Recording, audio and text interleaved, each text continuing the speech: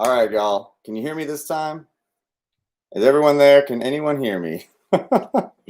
What a fail that last one. Sorry about that. We'll wait for someone to get in here so they can tell me if they can hear me. I see little green thingies on the microphone now, so that must mean that we got something. Sound is good. All right. Can you guys hear me good?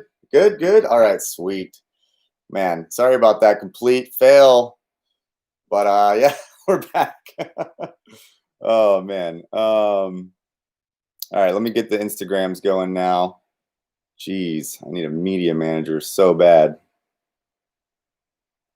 So yeah, we'll see. We'll see if it works. Okay, you guys good? Cool, cool, cool, cool, cool. All right, so how's everybody doing? I hope that y'all are doing all right. Let me just try and get this Instagram going first. Live. Yep, going live. Maybe. Oh, now my Instagram's not working. What the fuck, y'all? This is ridiculous. Excuse me for being frustrated and cursing online. I don't care. All right, one more try on the Instagram, and then if not, just screw it. I'm not even gonna deal with it. I don't even care. Checking connection. All right, maybe it's gonna work. All right, I think we're working now. I think we are 100% good to go. What's up, Steven? Appreciate it. I think we're all right now. Okay. All right, so hey everybody, how's it going? Happy Monday. I just kind of on a whim thought I would go live. It's way easier for me than editing, so here we are. We're live. So yeah, if you guys are joining me on Instagram, I'm on Facebook or YouTube as well. Hello everyone from YouTube. Seb. Yeah, so I'm excited to kind of just chat with you guys. I'll answer any questions, and I thought I would open some fan mail that I got this week. I know that those videos are not as exciting as some of the other stuff that is on my channel, but I'm trying to do a whole mix of different content for you guys and hopefully you enjoy something that you see on the channel. And then I also wanted to kind of chat about Driftweek prep. I am going on Driftweek 2. It's coming up in less than a month. I'm really excited, but I'm also really stressed out. It's going to be an extremely fun adventure, but it's going to cost a ton of money. And so I'm trying to raise as much funding as I can. This year has been extremely difficult for me as well as everyone else. And I am not oblivious to the fact that this is a very first world problem. So I'm not asking for any money from anyone that has kids to feed or has their own struggles, nothing like that. But if you guys want a piece of memorabilia or want to buy a t-shirt or something to support the cause, that always helps out. And I appreciate the support and the love. And then I'll be able to go on Driftweek and share all that amazing content with you guys. And you'll really enjoy it, I hope, just like Driftweek 1. So Driftweek 2 this year is going to be insane. There's triple the amount of drivers. So nearly 30 drivers this time instead of just over 10. A much more broad range of vehicles. We've got a rotary powered car. We've got some SR cars. We've got, a whole smorgasbord of V8 and JZ cars, of course. A couple of returning faces, Brandon Wicknick and Dan Brockett, as well as, of course, myself and Adam LZ are all going to be there. And a whole bunch of new faces as well. Hey, what's up from New Zealand? How's it going?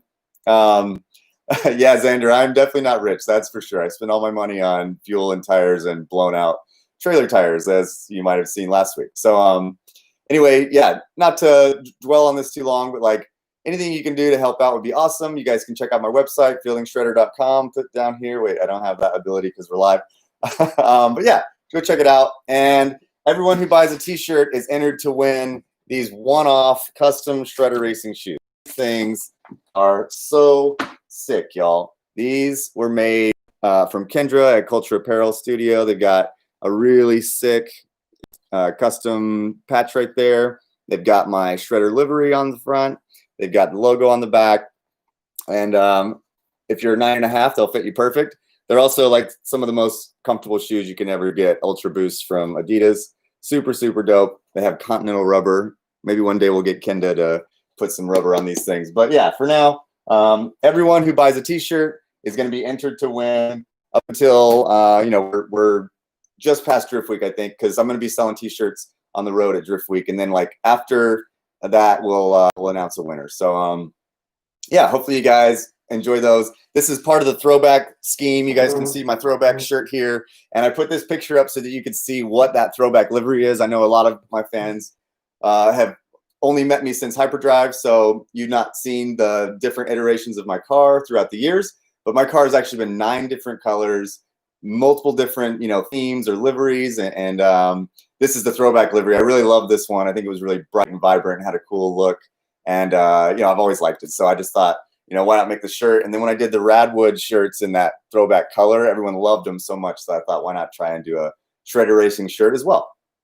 So if I see any questions, then I'll try and answer them. Someone asked, do I think a 08 335 is a good project car? Probably not, unless you're really good at wiring, because those have tons of electrical problems. All right. So I'm going to open my first package here too, just kind of while I'm chatting with you guys. This is from Dream Tank Soap. They are an interesting company. I would have never thought like a soap company would be something cool to be affiliated with racing or drifting, but they actually are. And the guys who run the place or run the brand is really cool. And they've actually reached out and said that they would be interested in a collab with me and some Shredder Racing soap. I don't know what you guys would think about that, but I think it would be kind of cool. So yeah, let's see what we got here. We've got some pear vanilla moisturizing soap. This is pretty dope. I want to smell this. Pear is like one of my favorite fruits ever, and it smells really good too. Wow, that's nice. It says for external use only. Okay, so don't eat this. Yeah. We also got lemongrass soap. That's pretty cool. I'm gonna have to try this out and let you guys know what I think. And mochi butter. That's interesting. Yeah. So pumice hand soap. Cool. So thank you guys at Dream Tank. I appreciate that. And we might be doing a collab bar here soon. I'll do some sort of Japanese inspired flavor. I don't know what all the options are yet, but it would be kind of cool, I think. So yeah, thanks guys. Let's see. Let's take a question here. Oh man, time for a Hoonigan sticker on the 240. No, not unless they pay me. Hell no. How long did you take to learn to drift? It took me about 10 years to learn how to. Well, sorry, I've been driving for about 10 or a few more years than that, 10 or 11 years. It took me a good like 2 years to learn how to drift where I was a little confident behind the wheel, but it took me probably another 4 years to get where I was like really feeling like I was competitive and like I could go against other drivers with confidence. Drifting takes a while. You can fast track that, of course, by doing some training. I teach at the Texas Drift Academy. So I teach people all the time. In fact, I was there yesterday instructing a couple people out there. But yeah, if you guys, want to learn how to drift, I highly recommend take a lesson. It doesn't have to be from me. It can be from anyone that's nearby, but someone that knows what they're doing, will give you good advice, hopefully. But that will super fast track your abilities way, way quick. Because when I was first starting off, no one knew what the hell they were doing. No one was instructing for sure. And no one really there was not like the wealth of knowledge or the aftermarket availability like there is today.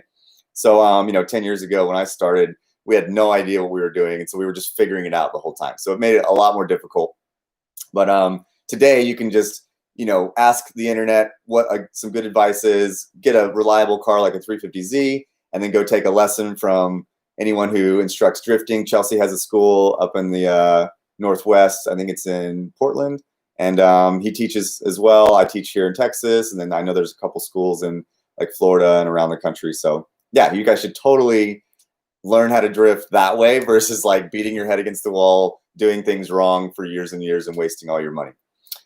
Chris asks, a super chat. I can do those. That's cool. $4. Sweet. Thank you. Have I revamped my fuel system yet? So that's a funny question. I thought I had.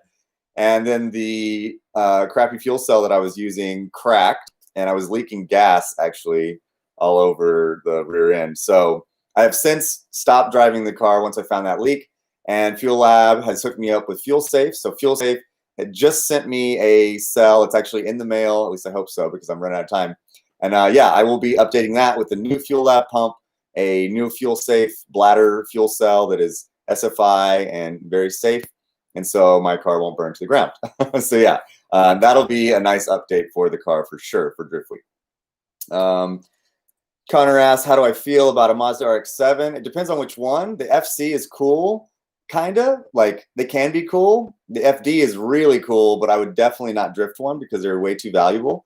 And they're kind of a pain to drift. You got to do it a bit. They grip really good. It's an amazing chassis for grip driving. But to make them drift, you got to dump a ton of money into them. And then when you crash them, it's so expensive.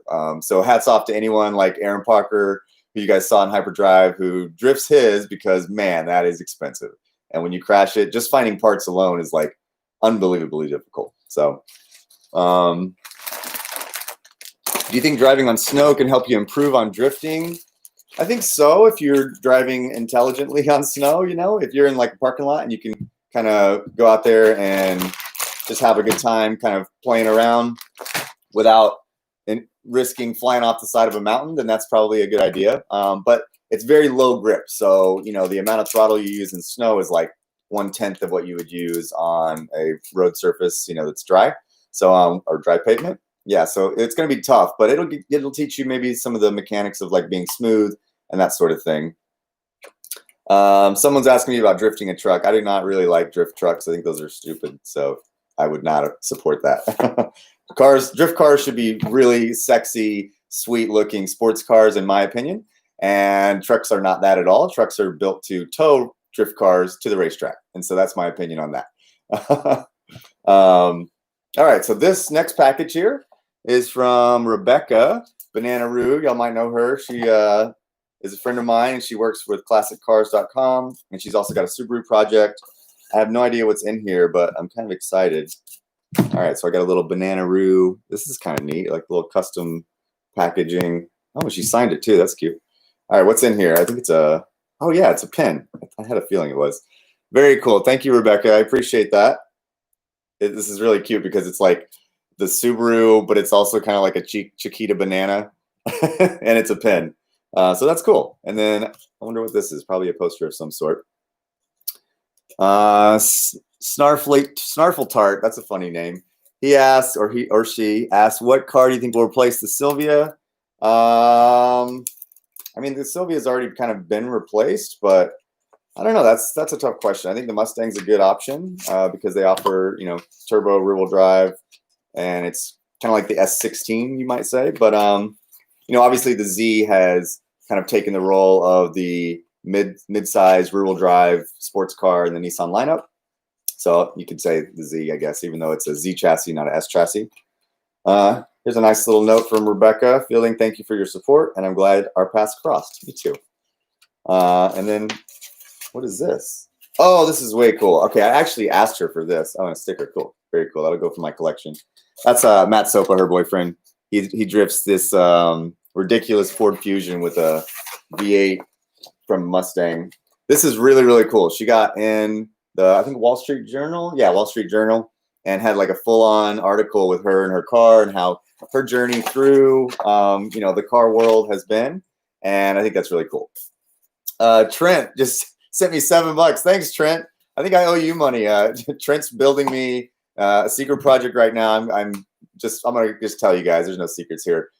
He's building me a fully built 2JZ that's going to go in my S14. I'm really excited about that. Once you know, things get going on that, we've had a slight delay with the Rona thing going on right now, but once that's going, it's going to be an amazing upgrade for my car. So I'm really excited about that. I can't wait. It's going to be a high compression, really, really quick spooling 2J. I'm going to keep it 3 liters, but it'll be on ethanol or E85.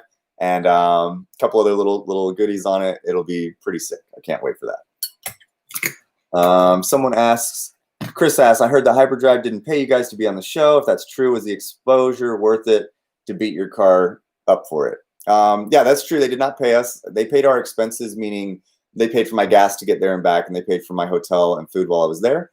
But any of the damage was on me. I've talked about this in some of my other videos. I won't dwell on it, but you know, it's part of the experience. And I knew that going up. A lot of people get mad at Netflix. They're like, oh, Netflix, they have millions of dollars. Why couldn't they pay you? Blah, blah, blah. And it's like a couple of reasons. One is they didn't lie to us. They told us all of that information up front. They told us that we would not be paid or compensated in any way. So it was no secret. It wasn't like we got there expecting to win $1 million and then we were screwed at the end. Like, no, they didn't dangle that carrot. They didn't tell us we were going to win any money. And I think the reason they did that was smart. And it was because they didn't want people to come for the wrong reasons. Okay.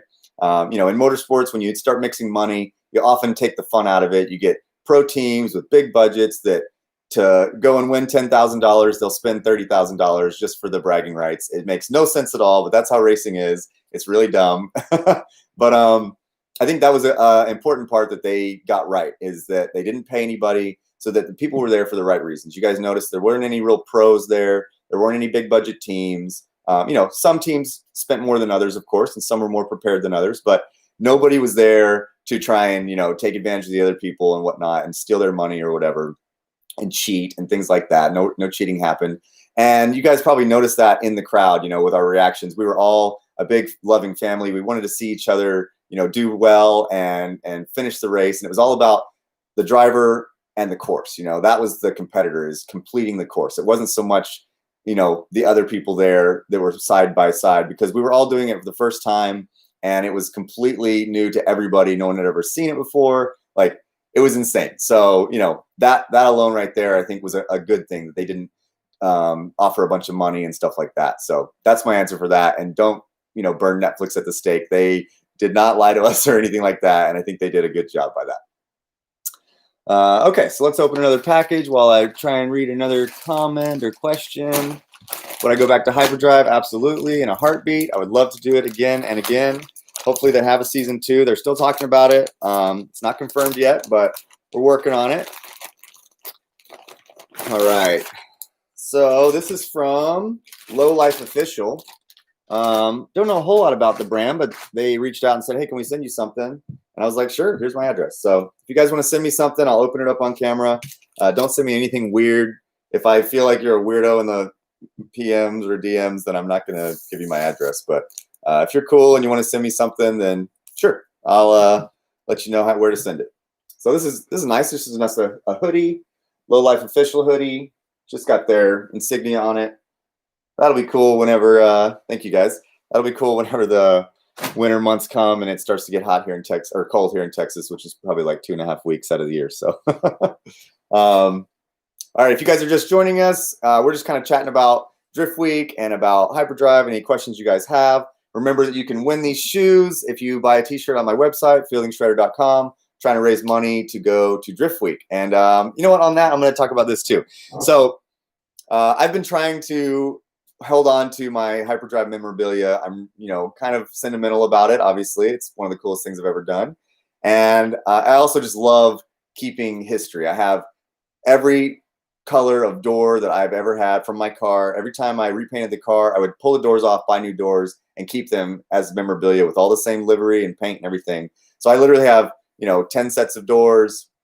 I've kept all my side skirts and over fenders and stuff like that throughout the years. And this is something that I thought I would keep for a long time, but I think I'm going to end up selling this instead to try and raise money for Driftweek. So this is the carbon fiber Black Armor helmet that I wore on Hyperdrive, and I'm going to be selling this. I'm going to make a nice plaque to go with it, maybe like a stand or something that it can sit on, so it could be a nice display piece. You guys can see that I didn't take off any of the stuff that the crew put on there. This was my number. They did this at Netflix. The GoPro mount. There's a couple scratches on it. Those are authentic. So yeah, I kept everything on there. It's got my official past tech for the SCCA that I did at SEMA. But yeah, I'm gonna sell this helmet. So I don't know how much I'm gonna ask for it yet, but like I said, I'm trying to raise money for Driftweek so I can make it all the way there and back. That trip is extremely expensive. It's about $10,000 to go on Driftweek, for those of you who are curious. Between tires, fuel, entry fee, broken parts, hotels, food, crew, and that's if you don't crash. So there's a pretty high chance of that happening at least a little bit on this trip.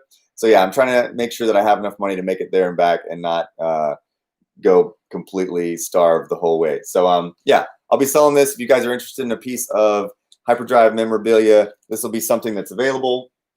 And I'll be sad to see it go, but I think it'll be really cool for a fan to have.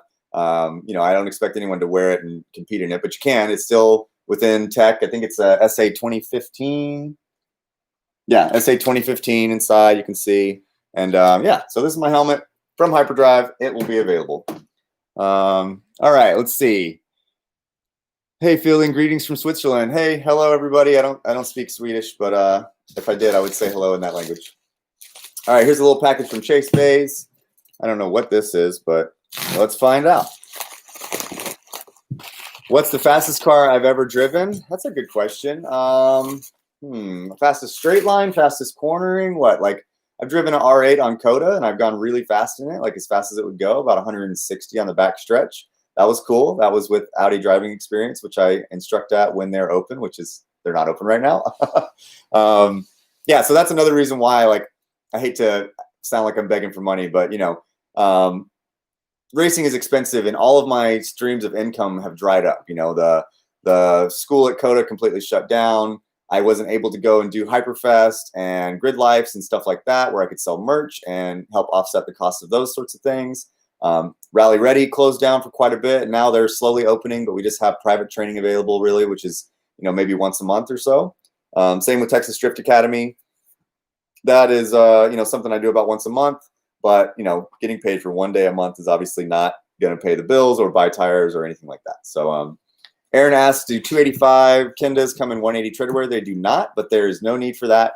They are so grippy. You'll have a blast, and they last an amazing amount of time. So definitely, if you guys can fit 285s, I would highly pick them up, or highly recommend picking them up. Okay, so from Chase Bays, they got me a new clevis, and I know why, actually. You guys can see this clevis right here.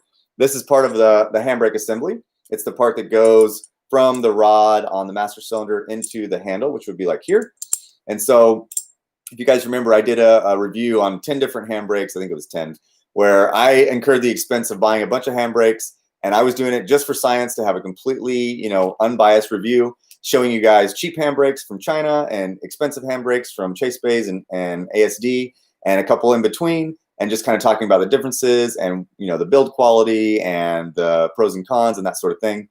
And one of the things that I mentioned on the Chase Bays, which was my favorite handbrake minus this one thing, was that the tolerance between this pin and the clevis had a little loose, it was a little bit too loose. And that made the handle, if it's loose down here, another, 18 inches above that, it's going to move a lot more. If it moves a millimeter down here, it'll move, 6 millimeters at the top or whatever.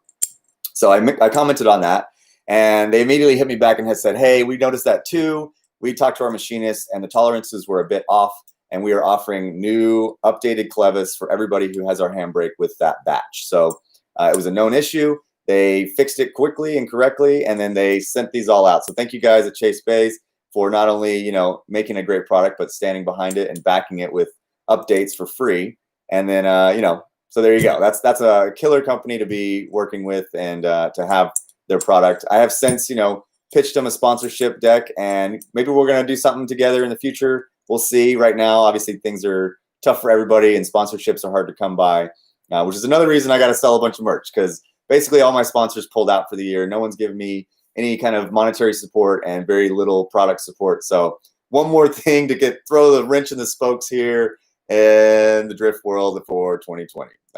Great. So Christian says, what up from California, but soon to be Michigan. How's it going? Yeah, things are going good-ish, good as it can. I'm prepping for Drift Week, and I'm excited about that. Yeah, so let's get a couple more questions here. If I had to pick any car in the world, what would it be? I would personally pick a Gen 5 Dodge Viper.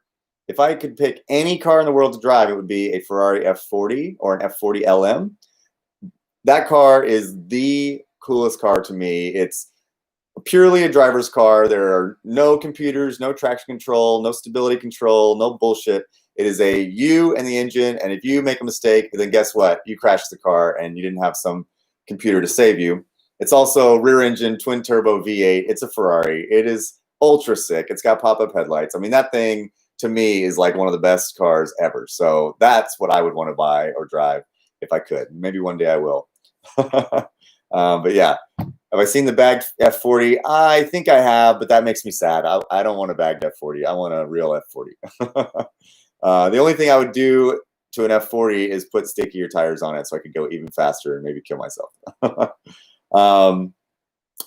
Nathan's asking if I looked for a used Nissan S14, what would I check for? I would check for a different car. I would not buy a used S14. I would not buy an S14 at all. They are really old and crappy, and they break really easily. So, it's 2020, y'all. They haven't made the S14 for 25 years. And there's a reason for the upgrades and updates. I would buy a Z.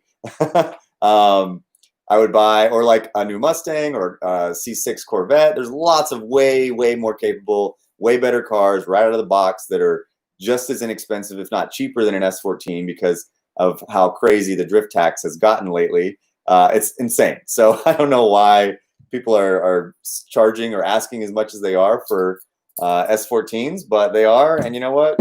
Great. The higher those things are, go up in value, I guess the more mine's worth. I don't know. Who knows? But yeah, I would definitely not buy an S14 unless it was one that like is just mint in stock and you want to keep it that way. Great. If not, then buy a better car. All right. Chris asked, did you figure out why you were blowing tires? Is Chris the only one whose questions I'm answering? Sorry, I don't know about all that.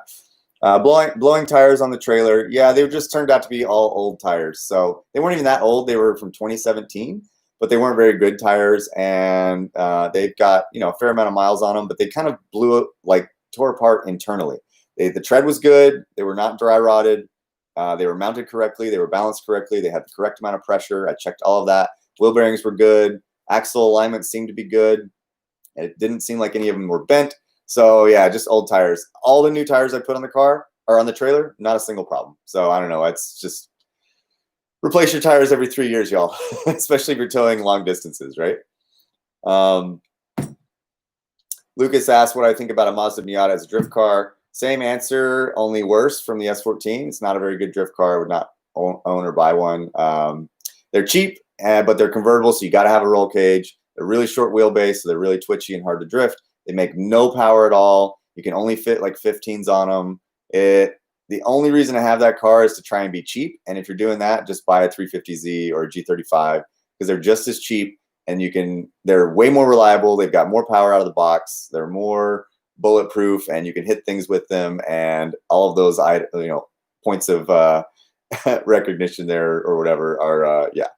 So someone asked, would I do a collab with Donut Media? Yes, absolutely. I love Donut. That's one of my favorite media production teams online right now. And I reached out to them, but I'm a small fish in a big pond, and of course they have their own team of media guys that they're always working with. So I don't know, maybe one day.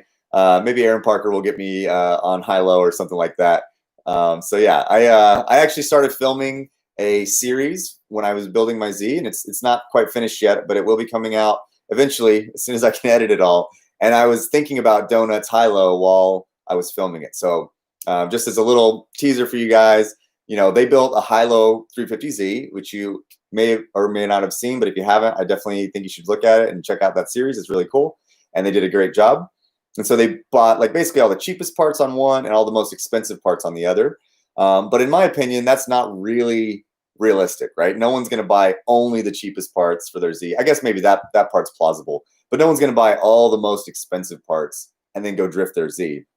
So what I did is I decided to do a mid build, right? So it'd be you buy expensive parts where you think that they're necessary, and then you can cheap out on other parts where you know that it doesn't matter that much. And so I built kind of a mid-level Z. I went with nicer suspension and lesser engine mods. My body work I did myself, and I explained all of that in the series that eventually will come out once I can edit it. So yeah, those of you asking about Rohan, he unfortunately graduated from this little small operation here in Texas, and I'm proud to say that he's moved on to California. So he took what he did here with me at Shredder Racing, building up the YouTube channel and helping with editing and stuff. And he used that as a springboard to launch his career, which I am so proud of him for. He basically applied for an exchange program with UT. He was going to UT here, and he applied for the LA Film School UT exchange program, I think is how I would say it, right? And he got in. So he showed them the growth of Shredder Racing channel, the one you guys are watching now. Thank you for the support. And he showed, all of his tasks and duties and all the behind the scenes stuff he helped me with.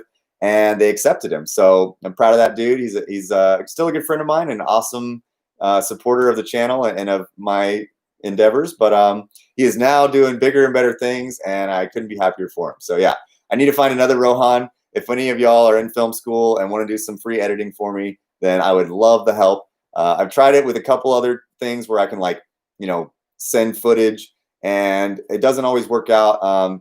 Dad's Always Hurt offered to edit something for me, and I completely blew it and still have not sent him any footage, so I'm sorry.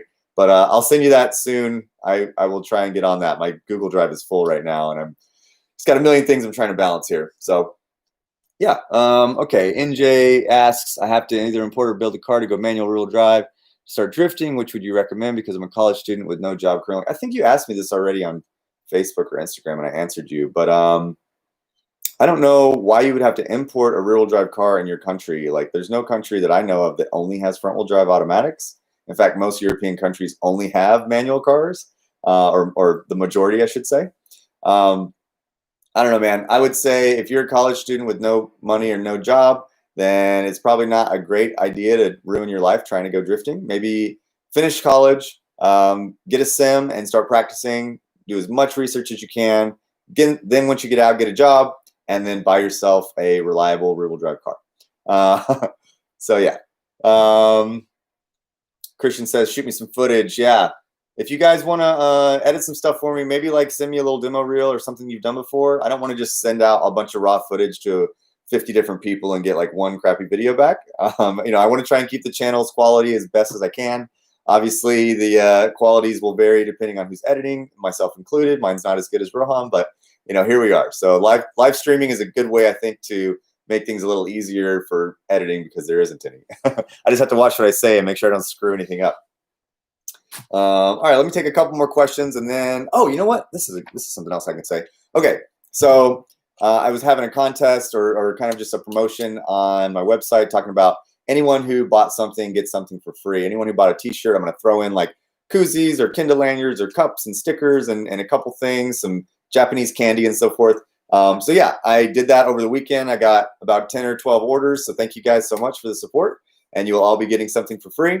So I got another little promotion here. This is a HD action cam. It's not a GoPro brand. It's a Foscam, but I've set it up with all the proper rigging for a helmet mount.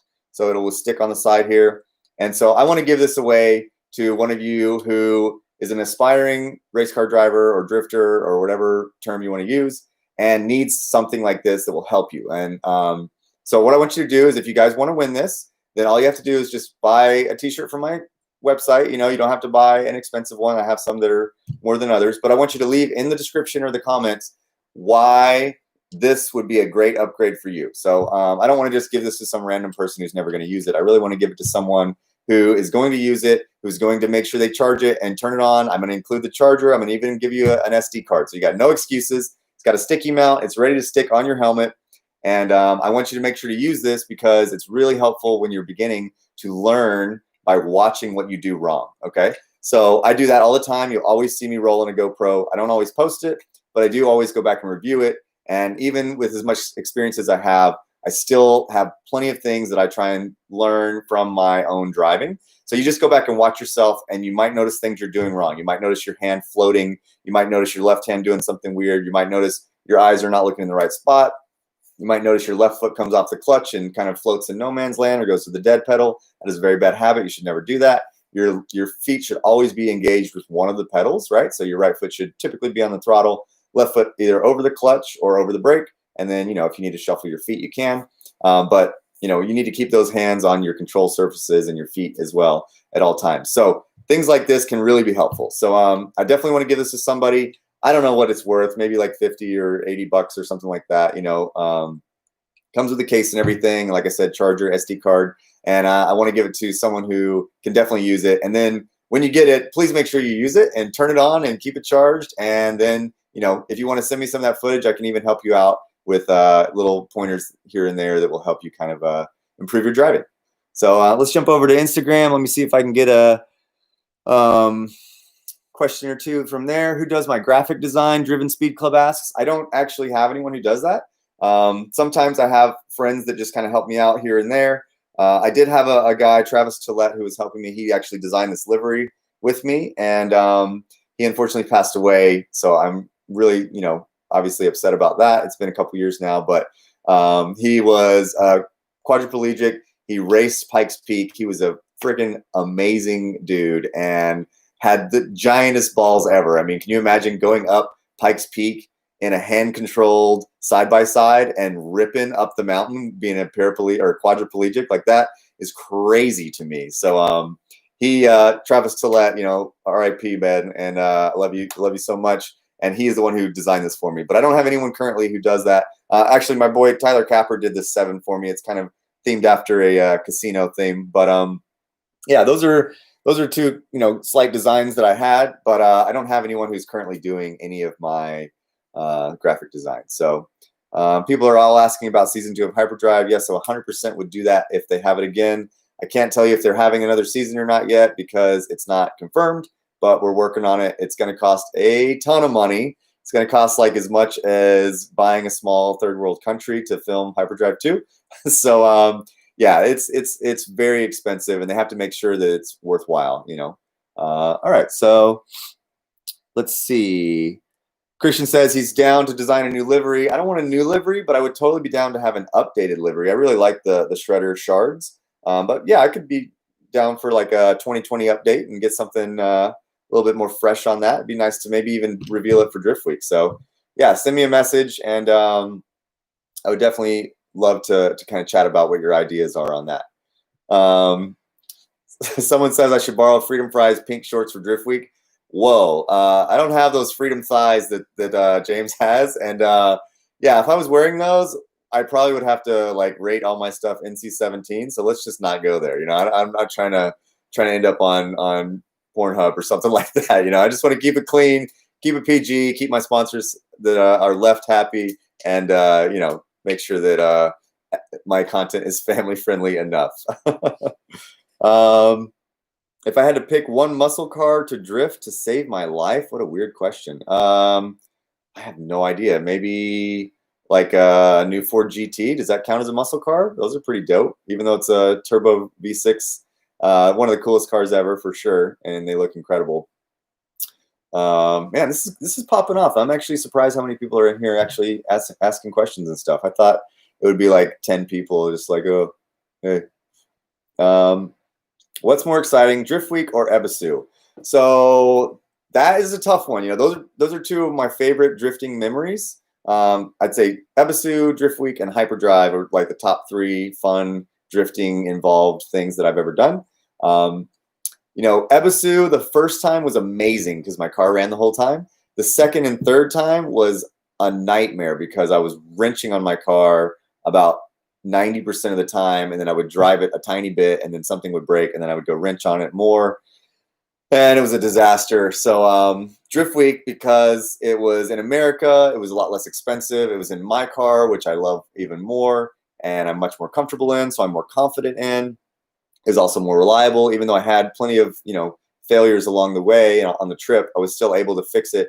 And also something about being in America is my network is a lot stronger here, right? If I'm in Arizona or New Mexico or wherever I end up, California, I have friends. I have I can post online and someone will pop up and say, oh, I'm in Riverside, yeah, I can come save you, whatever it is. In Japan, it is not like that. There's no way for me to get a hold of anyone. I don't even speak the local language. So even just finding parts, like finding a power steering pump for my car, took 2.5 days, and it's a Japanese car in Japan on a very popular RB25, and it was still almost impossible to find something as simple as a power steering pump. So yeah, I think Driftweek is probably a lot less stressful, and because of that, it made it more fun than Ebisu. It was also a little bit cheaper too, which is nice. Yeah, Christian, just message me wherever. On here is fine.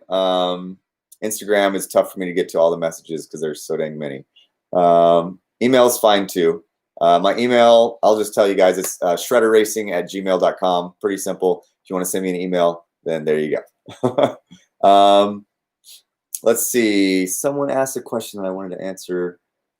Let's see. Kendall says, fielding broken line in front of me in Atlanta. I was stoked to see you there. Sorry if I had made you wait an extra 30 seconds. I was just trying to get some filming done. Oh, here's the one, 350Z or IS300. 100% 350Z. The IS300 is not a great car. It's an okay car, but it's heavy. It's got really short control arms, so it gains and loses a lot of alignment whenever you lower it and whenever it goes over bumps. It has a JZ, which is great, but none of them came with the turbo one, and it's got a ton of electronics and wiring and stuff like that that is a nightmare. I absolutely hate dealing with. So I would say a 350Z is a better choice out of those two. Yeah, so Driftweek versus Hyperdrive, not the exposure, just the experience.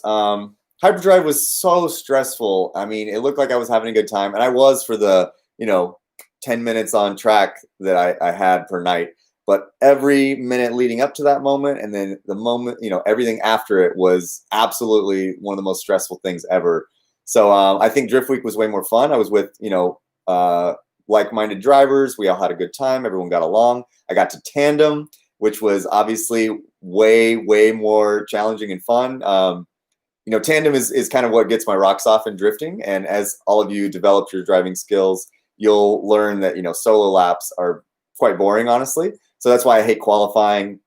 And honestly, no experienced drifter loves solo laps. It's something you can nearly do in your sleep or with your eyes closed, unless you're driving like an FD car. It's not even that hard. So tandem is where, the excitement and the adrenaline comes through. So yeah, getting two cars next to each other and being able to kind of read the other car and the attitude of it and pick up on when they're going to transition and what kind of line they're going to take and how to adapt to that is a lot more, mentally taxing and therefore more enjoyable to me personally. New Z or new Supra?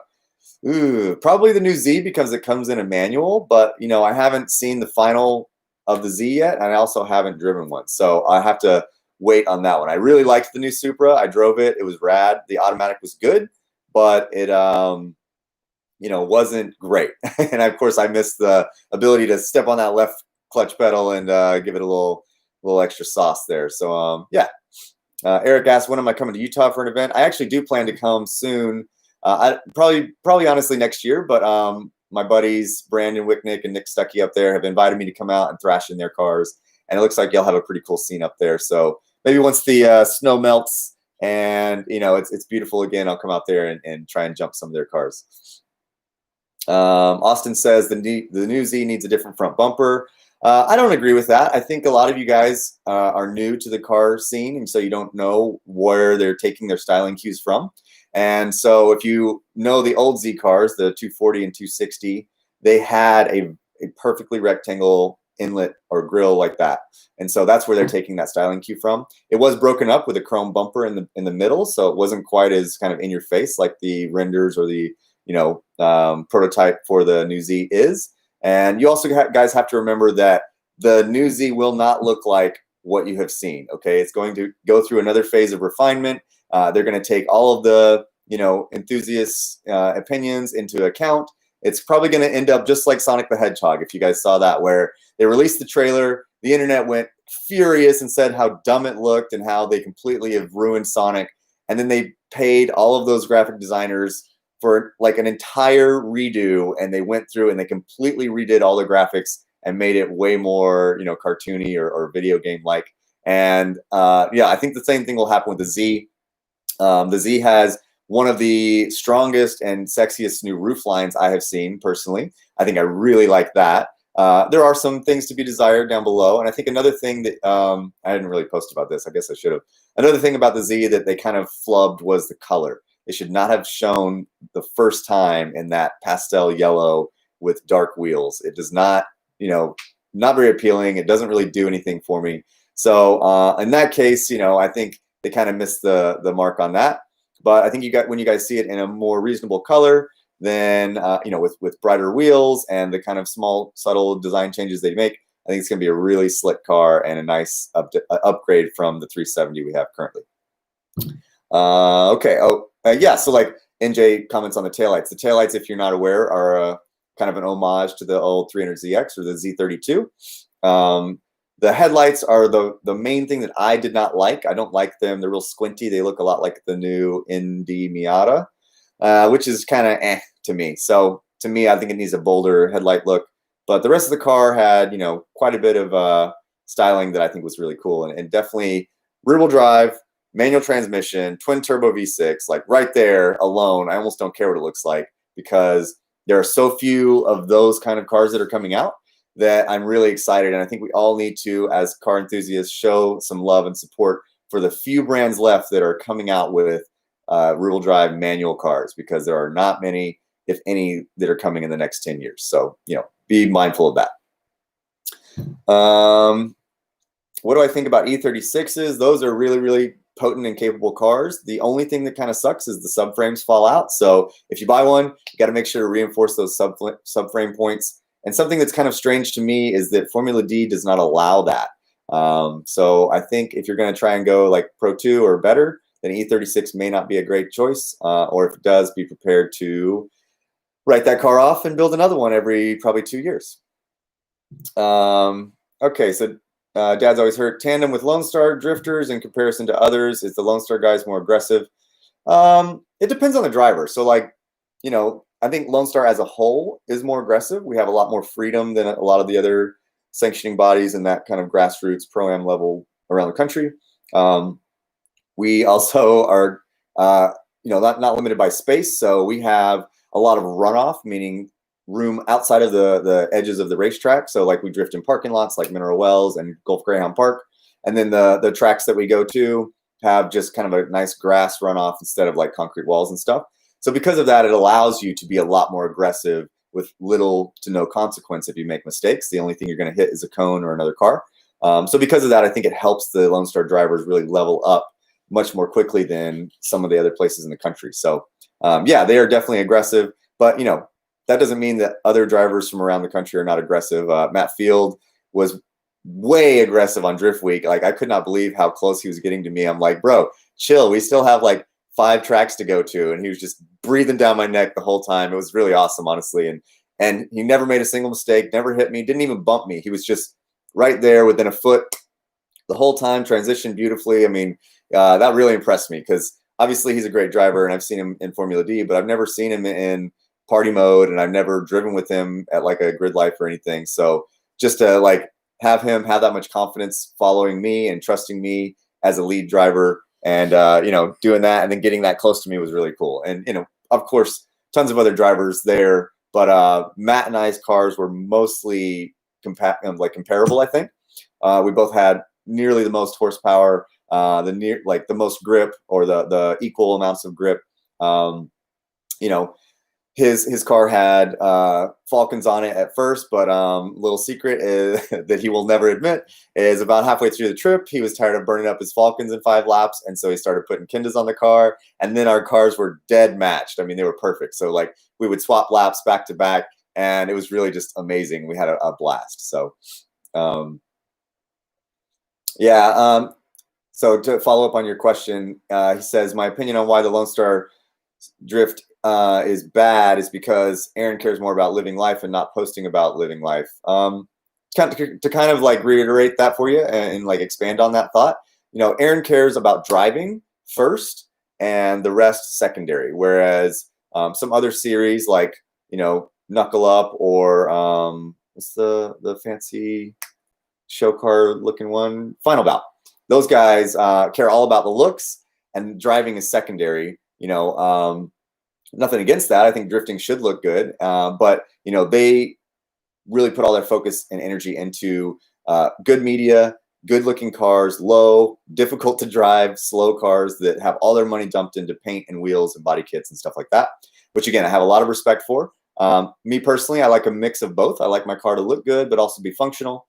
And then Aaron is just purely on like, I want this car to drive and be reliable and be able to bash into other people and not have to really care about it. And so that's where he is. And his events are kind of catered to that, to show that, you know. So, you know, because of that, I think Lone Star gets a bad rap. Also because we show all the crashes because it's exciting and fun, and that's what the internet wants to see. But that doesn't mean that if you bring your car to a Lone Star event, you're immediately going to get crashed into, or 10 cars are going to be in tandem behind you on your first lap. That's not how it goes. We still all observe tandem etiquette.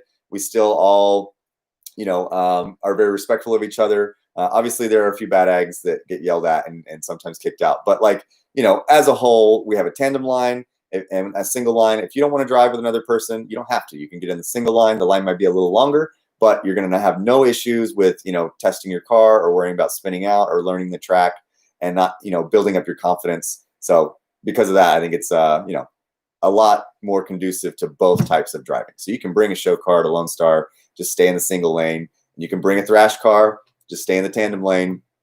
But even in the tandem lane, I won't tandem with just everybody. You know, I'll tandem with drivers that I trust and know are not going to do dumb things and make huge mistakes that'll cost me a lot of time and money. Yeah, so also, yeah, I think he's probably one of, if not the longest event holders, Lone Star Drift. I think we're at like nearly 15 years now, so that's pretty impressive. So hats off to Losi. I certainly would not be where I am in my drifting career without him and without Lone Star Drift. So I have a lot of love and respect for the whole community, and I hope it just continues to grow and get better every year. All right, we're at like 50 minutes now. This has gone on longer than I thought. So I'll just answer a couple more questions. We'll wrap before an hour. Once again, you guys have a little promo. If you want to win this, go buy a t-shirt and tell me why you deserve to be the one to win this action cam that you better stick on your helmet and learn how to drive better. We also have the contest to win these dope Ultra Boost shoes. You guys can see these are custom made for me. There's only one kind. They are the throwback livery. They go with this shirt.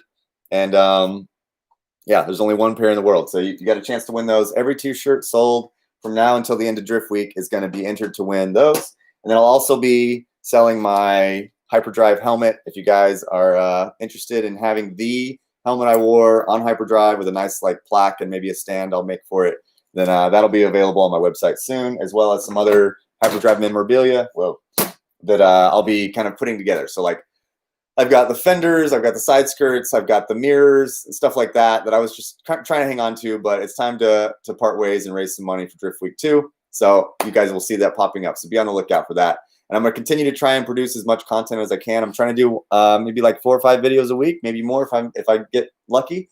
And so yeah, you guys continue to share that stuff and show love for the channel. I love to see it grow. It's kind of plateaued right now, and I really hope that we can continue the growth. I don't know what to do besides buying a $100,000 Corvette and doing a giveaway that I can't afford to do that anyway. But other than that, like I don't know how to make the YouTube thing happen besides just keep plugging away. So that's what I'm gonna try and do and keep doing it. Okay, so a couple more questions here. How do I feel about Roadkill? I've been on the show a few times. My wife wagons and within 3 Hoopy would love to collab. Yeah, that show's cool. I don't watch it that much. I actually don't get to watch a whole lot of TV, which may not be a surprise. I'm constantly in the garage working on something or fixing something or editing or filming or working at one of my various jobs that occasionally pop up. So yeah, it's something that I like. And actually, they're fans of mine, and they came out to rally school just the other day, and I was not able to make it to meet them up. But yeah, I think it's a pretty cool show. And if you've already been on the show, that's pretty rad too. Thank you so much, Turbo Logic and Dad's Always Hurt. I appreciate the donations. We will be able to get one more mile down the road. No, I'm just kidding. My S14 actually did decent on mileage. I got 15.2, I think, miles per gallon on Drift Week 1, so that's not bad, And I'm gonna take it to my buddy Ethan at Trackstar Motorworks, and we're gonna try and put a really good tune on it for Drift Week 2. I'm gonna actually tune with 91 octane now because that's the kind of crappy fuel we're gonna end up having along the way. And so yeah, I'm gonna try and make sure that she's bulletproof and ready to go for that. Programmer X asked Nissan Skyline or Supra. That's too vague of a question, man. I can't answer that one. You got to tell me what you're doing with the car and what model Supra or Skyline. Otherwise, I cannot compare them. Viper asked Formula D at TMS this month. 100% I will be there. That sounds like a lot of fun. I'm going to be prepping my ass off this month, getting everything ready for Lone Star or for Drift Week. And then I'm going to hightail it up there. I'm going to be spotting for Josh Robinson again and hanging out with you guys. They've got a new layout for TMS. I don't know if you guys know that. I don't actually know if that's public knowledge yet, but here we are. We're just telling all the secrets. So Formula D will be putting us in the main grandstands, or I don't mean us. I'll be in the spotters tower. But yeah, all the people watching, all the spectators are going to be in the main grandstands, like the NASCAR ones, and they're changing the track layout completely, and no one actually knows what it is yet. So that is going to be interesting, and I'm really excited to see what they're going to come up with for that. So that's going to be kind of cool. And let's see, have I ever visited Germany? Yes, I have. I haven't gone out there since Hyperdrive, but I'm dying to. But yeah, I've gone to Germany. I've gone and checked out a couple of museums. I've got to actually drive on the Autobahn and top out a BMW 328, which is really cool. My buddy Felix let me drive his, and so that was really rad. And yeah, it was fun. I like Germany. My uncle actually lives there, so I've got contacts in Germany I can go hang out with as well. Once the travel ban is lifted, I'm not trying to go quarantine for 2 weeks just to have a couple-day visit. That's pretty counterproductive. TurboLogic asks, Super Chat, keep my SR stock or T28, need reliability, LOL. Also thinking of partying it out and getting a 350Z. That's the move. SR20s, as much as I love them, they are getting so old now that the rockers are just snapping left and right. And the rocker design is kind of lame design, to be honest. And so they're not very reliable. If you do a really good job with like a really safe tune, you're a really competent mechanic, and you check on everything, and you can check the internals and the valve train correctly, and you use good fuel all the time and good fluids like good oil and everything like that all the time, and do the things that you should to kind of keep it reliable, then that would be the only way to kind of keep an SR alive. It needs to have a soft rev limiter. If you don't know what that means, look into it. I would not use rocker arm stoppers. Those are a terrible idea. Other little things, but not too much boost or anything like that. But a 350Z is definitely a rock solid, reliable car and platform to work on. I say that even though I just blew the motor in my Z, which is another reason I need to sell some t-shirts. But anyway, yeah, so like the 350Z is just a lot more reliable car, and it's a modern car. So the chassis is better. It's got more modern parts. It's got way more availability for parts. You can get on Amazon and get control arms for $60, brand new. And you can't do anything like that for an S14 or an S13 anymore. So the fact that you got an S14 for $1,000, what the fuck? What is it? AJ Rocket's asking me. Or maybe that's not a question for me. Maybe that's a chat thing, and I'm just not paying attention correctly. Fielding, when you start an OnlyFans, boy. Oh man, if I felt like people wanted to look at this skinny body naked, I would totally. No, I'm just kidding. I would never do an OnlyFans for that reason. I don't want to sell feet pics or anything weird like that. I just want to go drive my race car and drift with the homies. My intention was never even to be famous or be a celebrity of any kind. Not that I think that I am, but I just love cars, and I love drifting, and I love driving, and so that's my passion. And I've got to do what I got to do to continue to keep that dream alive. Being in motorsports, especially as you try and become more and more professional or less and less having a real 9 to 5, you have to do all of these things encompassing around it. So I have to be able to manage social media and, manage sponsorships and acquire sponsorships and work on the car and, edit videos and do the media production and somehow still drive at the end of the day. And where, if I had my way, I would just be rich and like be able to pay a professional to do all of those parts of the job. And then I would just get to put my gloves and helmet on and just go thrash and have the most fun. And, if I make a mistake, then I got a backup car. But that's not the reality for me or most people. So, that means I just have to work really, really hard and just continue to keep the passion alive and continue to do what I can to, make the dream happen. So that's what I'm doing. And I'm going to keep it up as long as I can. I'm trying not to burn out. I'm trying to keep having fun and doing cool things. That's partly why I'm not in Formula Drift. And a lot of you have asked me, when am I going to FD? When am I going to FD? Well, for me to go to Formula D would be like maybe $150,000 to $200,000. So I can break that down for you guys. My car needs at least 50 grand dumped into it. It needs a new engine, a new transmission, a new rear end. It needs all new suspension, and it needs a major safety update. So all of that stuff, just parts and labor, is about 50 grand or more. And then I need travel expenses to get to the 4 different rounds, I guess, this year of Pro 2. I would also have to make sure, that I go to a licensing event and get my license, because I have had a Pro 2 license in the past, a couple years, but it has since expired since I did not use it. So I would be starting from scratch, like it is. I would have to get off of Kenda tires, unfortunately, and get onto a stickier, more FD level tire. Right now, the current regulations are Achilles 123s. And because they're now monopoly on Pro 2, that means everybody is buying tires. No one really is sponsored anymore, or very few people are sponsored. So I'd have to buy, tires at $150 a piece that last 2 laps. So you're talking, $300 for every 2 laps that I do now, just in tires. Fuel costs, of course, a lot. I would also have to have a whole team. I have to pay all of their expenses, their food, their airfare, their hard cards. I'd have to have, 2 or 3 crew guys. I'd have to have a spotter. I'd have to have a media person. So the expenses are absolutely insane to go and do Formula D, and a lot of people don't really think about that. So that's why I'm not in FD. It's because I don't want to try and go out there on like a bare bones, rinky dink budget and Mickey Mouse my way through there and just kind of make a fool of myself and get slaughtered by much more prepared teams. And then everyone would be like, I thought you were good, man. You suck. What the hell?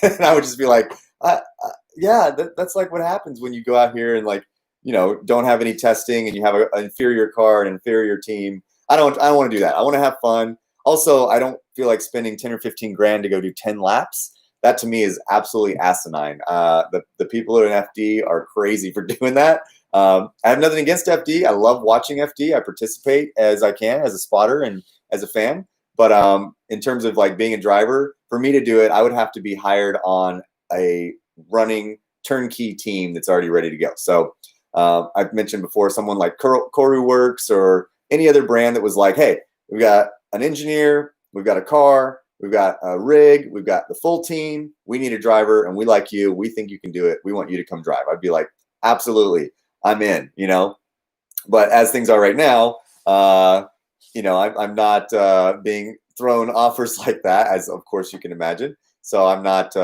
jumping in the deep end and trying to go rack up about 100K or more in credit card debt. All right, one more question. We're over an hour now. Okay. I identify with your driving style. Thanks. Fast and loose, baby. What do I think about Adam LZ's car, and can he be competitive? I think Adam LZ is absolutely what I would want to have as a person coming into Formula D. He's got a killer team. He's got a super good car. He's a very talented driver. A lot of you guys, wanted to murder me, or a lot of his fans, I should say, when I posted that clickbait title a couple weeks ago when I did a Formula D vlog. But that was just a joke to get you guys to click. Unfortunately, sometimes you got to play the game. I don't like clickbait titles just as much as anyone, but that's how it goes sometimes. But yeah, Adam's a great driver. He's got an awesome car. I love the S15, the 2JZ power plant. I'm obviously a big fan of. He's got a Samsonite sequential, which is super sick. I've always wanted to try one of those. He's got a knowledgeable crew chief. Andy Seehausen is a super good friend of mine and a super talented and very experienced person in the motorsports and drifting world. He's drifted or helped on teams like Wardhouse, and he's just an all-around great dude. So yeah, like Adam has the car, he's got the team, he's got the financial backing, and I think he does have the talent to be a force to be reckoned with in the next year or two. So yeah, to answer your question, that's how I'd want to do it, and I definitely think he can be competitive. All right, last one. I see you, Patrick. Notification Squad, what's good, man? Hopefully you get your shit ready for Driftweek 2. Is Aaron's car ready for paint yet? I sure hope so, or you're gonna get fired, man. Can you? All right, this is the last question. Can you or would you ever race motorcycles? Absolutely not, because I would kill myself. I cannot be trusted on anything with that much power to weight and no roll cage. You guys saw me on hyperdrive. I'm an idiot. So yeah, I love bikes. I think they're super sick. I think the guys who race bikes, they got to have a special seat for their balls, because oh my God, the things that they are doing are insane. Isle of Man, absolutely the most insane thing, like crazier than rally racing in my opinion. So and it shows, because people die almost every year, or maybe multiple people die a year. I haven't looked at the stats on that, but yeah, motorcycle racing is super sick, but I would not do it because I cannot be trusted. I can't control myself. And once I got a teeny bit of confidence, I would just wrap that sucker out and immediately just crash. Okay, so Mario asks, do I have merch? Yep, I do have merch. Tons of merch. It's on my website, feelingshredder.com. You guys go there and check it out. I'll be continuing to update the website. I'll be continuing to add things like this hyperdrive helmet and some other stuff. And remember, you guys can win this action helmet cam if you just go and buy a t-shirt on my website and then leave in the description why you think that you should be the one to win. I want this to go to someone who can use it and who is an aspiring driver. And you don't have to be a drifter. You can be a race car driver or an autocrosser. I don't care. I just want you to be able to use this and have it help you and benefit your driving abilities, and so that you can review your own footage and learn from your mistakes and continue to progress. And that's my love. It's all for the love of the sport. And the love of motorsports is strong with me, as you can, I'm sure, tell. So, all right. Thank you guys all for joining in. I appreciate it. Appreciate you taking an hour out of your time and just hanging out with me here. I appreciate those of you who hit me with a little bit of love on the super chat. That is very nice. I don't even know how to get the money from YouTube into my account or whatever, but I'll figure that out later. Maybe I'll message Rohan and say, hey, how do I do this? But yeah, thank you guys all. Love you. Check out the merch and stay tuned for updates. I'll be continuing to update every single day. So there'll be something new to win every day. You guys stay tuned for that. All right. Bye. Love you too, Patrick.